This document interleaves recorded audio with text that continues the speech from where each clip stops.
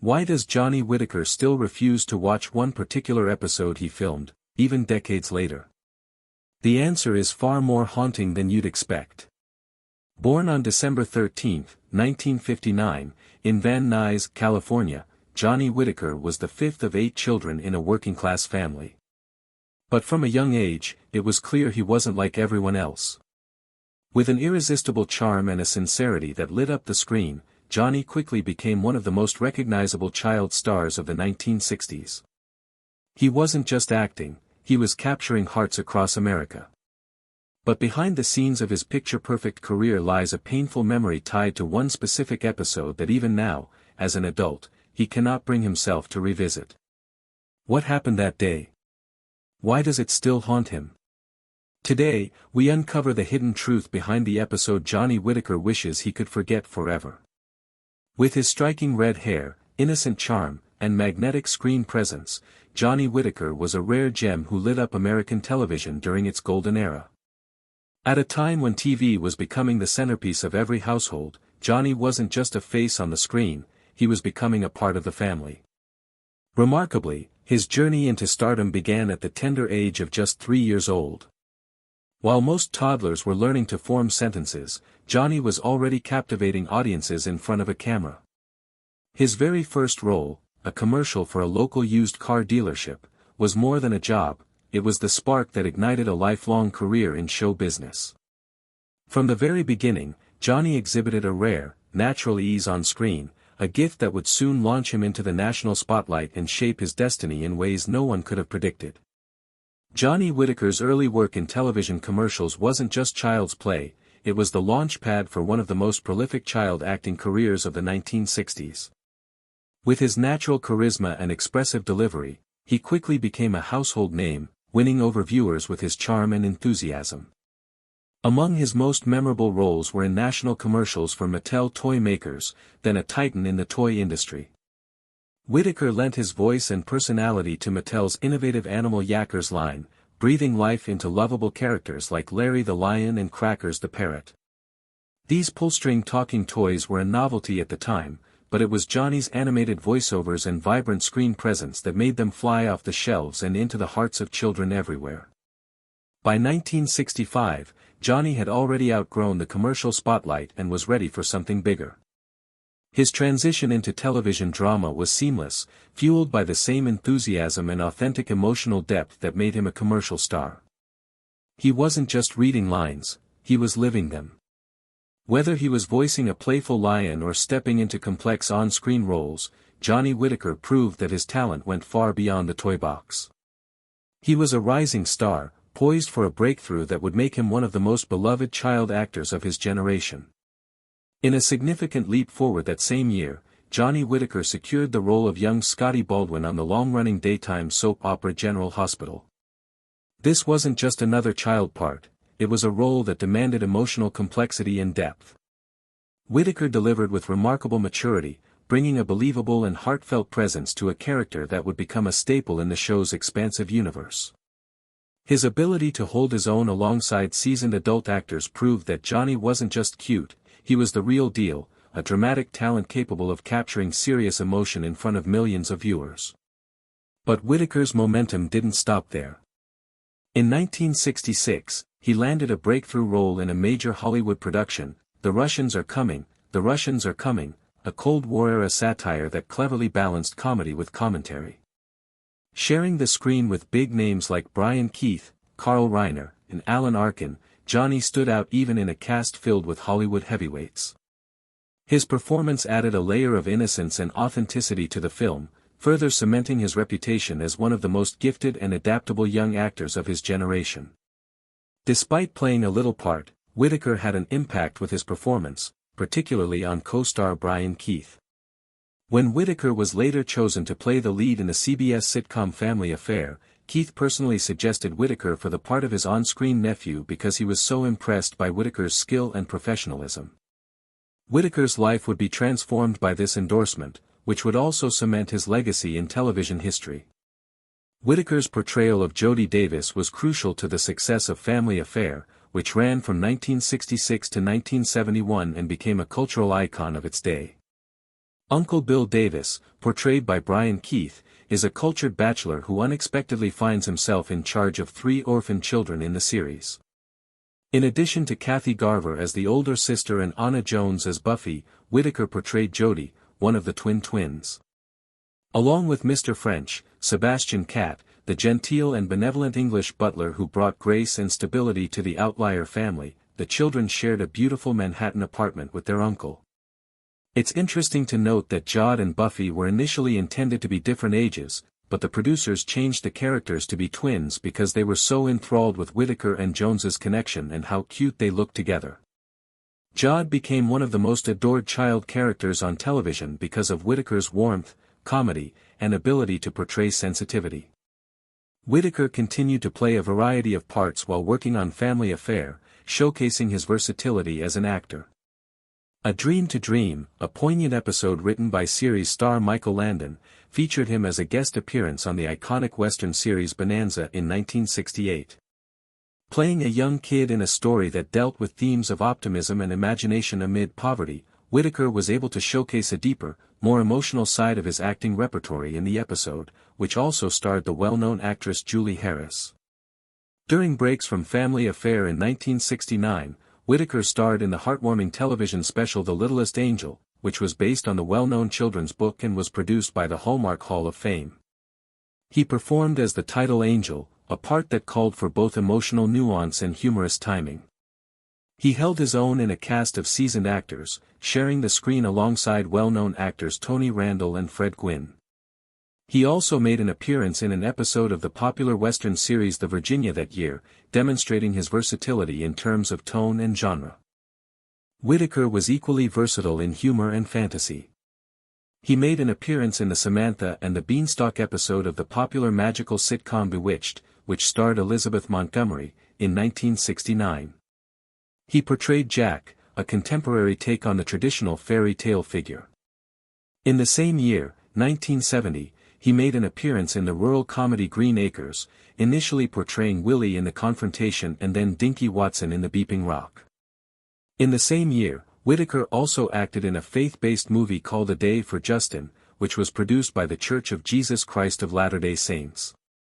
The lead character gave Whitaker a more reflective part and reflected his own connection to his religious upbringing. Whitaker continued to find employment in cinema and television after Family Affair ended. His reputation as a skilled and seasoned young actor was further cemented in 1971 when he made an appearance in a spectacular 2-part episode of Gunsmoke. He made the switch to Saturday morning television in 1973, landing a major part in the Sid and Marty Krofft production Sigand and the Sea Monsters. Whitaker portrayed Johnny, a youngster who makes pals with Sigand, a misunderstood sea creature. Whitaker's warm and approachable demeanor was a major contributor to the children's popularity of the fanciful and colorful show. Scott Sen and the renowned character actor Billy Barty were his co-stars. Whitaker also starred in a number of feature films in the early 1970s, mostly produced by Walt Disney Studios. In 1972, he co-starred in the slapstick comedy Snowball Express, which told the story of a family who inherit a rundown hotel. Napoleon and Samantha, 1972, in which he co-starred with future movie actress Jodie Foster in her first motion picture, and The Biscuit Eater, 1972, a heartwarming tale of a child and his dog. His fan base grew even more as a result of these roles, which also showed that he could handle both dramatic and comic situations. He played the titular character in the musical adaptation of the beloved Mark Twain novel, Tom Sawyer, in 1973, landing one of his most famous roles. His portrayal of the naughty but kind youngster received a lot of attention and is still regarded as one of his best roles. Whitaker started to move back from the spotlight as he got older, moving into more behind-the-scenes jobs. Whitaker demonstrated his versatility and intelligence outside of acting when he disclosed that he had previously worked as a computer consultant for CBS in a subsequent interview with Tom Snyder on The Late Late Show. By joining Whitaker Entertainment, his sister's talent agency, he also got involved in the management side of the entertainment industry. He managed former child star Dana Plato, who was most renowned for her performance on Different Strokes, as a talent manager through this endeavor. His collaboration with Plato revealed his enduring empathy for other former child stars and his comprehension of the particular difficulties they frequently encountered. Whitaker received the 20th Youth and Film Awards Young Artist, former Child Star Lifetime Achievement Award in 1999. His lasting legacy and the influence he had on successive generations of viewers were acknowledged by this honor. It recognized his acting prowess as well as his poise in handling the challenging shift from kid star to mature professional. He made a comeback to entertainment in a different style in 2012 when he co-hosted and co-produced the Dr. Zod and Johnny Show, a radio talk show. Despite its brief run, the show gave Whitaker a chance to interact with fans in a more relaxed and intimate atmosphere while displaying his comedy, warmth, and Hollywood knowledge. In 2013, Whitaker made a comeback to the stage by participating in the Judson Theatre Company's staging of To Kill a Mockingbird. In this critically acclaimed rendition of the Harper Lee classic, he had a brief appearance as Judge Taylor. His return to his acting background and his ongoing love of performance were both evident in the presentation. Whitaker returned to the realm of Sigand and the Sea Monsters in 2016 with a nostalgic appearance in the series' Amazon remake. He played Zack, an irritable boat owner who served as a comic counterpoint to David Arrett's eccentric sea captain character, Captain Barnabas, in the first episode. The original creators, Sid and Marty Krofft, also made cameos in the revival as a nod to the original series. Whitaker's return to the world of Sigand served as a poignant reminder to devoted readers of the innocence and charm that characterized his early writing. Even though Family Affair has been on the air for decades, Johnny Whitaker, who portrayed the adored and wide-eyed Jody Davis on the renowned comedy, still feels the emotional effects of a 1966 episode. Whitaker has consistently refused to revisit that particular installment to this day, and his reasons are considerably more profound than mere artistic criticism or discomfort.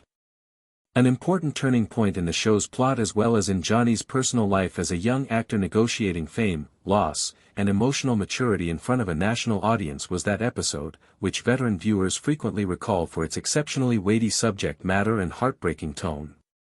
Johnny was just 6 years old at the time, which is a young age for any child, much less one who has just been pushed into the bright and frequently harsh glare of Hollywood. The episode in question, Mrs. Beasley, Where Are You?, was emotionally charged and focused on the potential loss of a beloved toy, the iconic Mrs. Beasley doll, which symbolized the children's desperate attempt to hold on to something stable after losing their parents. Family Affair was known for its heartfelt messages and light-hearted storytelling. Adult viewers might have found the plot point unimportant, but for Johnny, it was a raw wound. He had to portray a great deal of vulnerability, fear, and despair in the episode. Later interviews revealed that these feelings reflected his own unsaid fears as a young actor who struggled with loneliness, insecurity, and the tremendous pressure to perform. Manage the spinned words as you want. Behind the curtain, the filming of that episode proved to be in particular tough. Whitaker, who had shaped a close and nearly familial bond together with his on-display screen sister, Anna Jones, who performed Buffy, located it emotionally taxing to behave out scenes that pressured them to confront loss and the fragile nature of consolation and protection. The episode's issues reminded him all too vividly of the pressures and emotional toll of growing up within the enterprise in which expectancies have been excessive and private emotions have been often buried under rehearsals and retakes. In step with Whitaker, he struggled with the emotional depth the script demanded. And even as the director praised his overall performance, it got here at the fee of emotional exhaustion. He later revealed in an interview that the tears visible inside the episode were very real and got here no longer most effective from appearing but from a wellspring of deep unspoken feelings he wasn't organized to confront. Adding to the discomfort Johnny has shared in recent years that this episode inadvertently became a symbolic reminder of the complicated courting he had with his youth stardom. For lots baby actors, early repute may be a double-edged sword, and Whitaker changed into no exception. That precise episode had become, in his phrases, a pill of pain. A time in his life when he felt each visible and unseen, cherished through thousands and thousands, but isolated at the back of the polished smiles of Hollywood units. Looking at now, he says, could be like reopening an old wound, a go back to a moment while he felt vulnerable, overexposed, and emotionally unprepared. Moreover, The episode also marked one of the earliest times Johnny began to peer the intensity of own family affair, no longer just as a TV show, but as a mirror of personal realities. The show's underlying subject matters of orphanhood, substitute parenting, and adolescence resilience regularly mirrored unstated truths within the cast's non-public lives.